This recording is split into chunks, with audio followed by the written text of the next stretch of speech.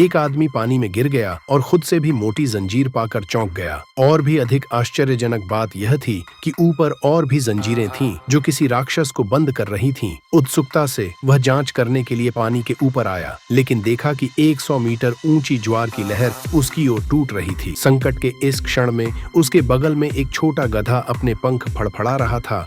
आदमी को हवा में उठाते हुए जैसे ही विशाल लहर आई, आदमी और गधा लहर के अंतराल के माध्यम से बेतहाशा उड़ गए। लहर के गुजर जाने के बाद सब कुछ शांत हो गया और दोनों बाल बाल बच गए। हालांकि उनके भागने के तुरंत बाद उन्होंने पाया कि पहले की जंजीरें एक एकांत द्वीप को बांधे हुए थीं। जैक और गधे को यह देखकर आश्चर्य हुआ कि इस द्वीप की वास्तव में आंखें थीं और यहाँ तक कि उसने एक विनती भरी नजर भी दिखाई, जिससे जैक की करुणा जागृत हुई। वह इस दयनीय प्राणी को बचाना चाहता था जो एक विशाल जंजीर से बंधी भेल निकली। भेल की आंखों से आंसू बह निकले, जिससे जैक का उसे बचाने का संकल्प मजबूत हुआ। भेल की नाक को देखते हुए जैक को एक बढ़िया विचार आया। वह छोटे गधे पर सवार होकर सीधे भेल की नाक में उड़ गया।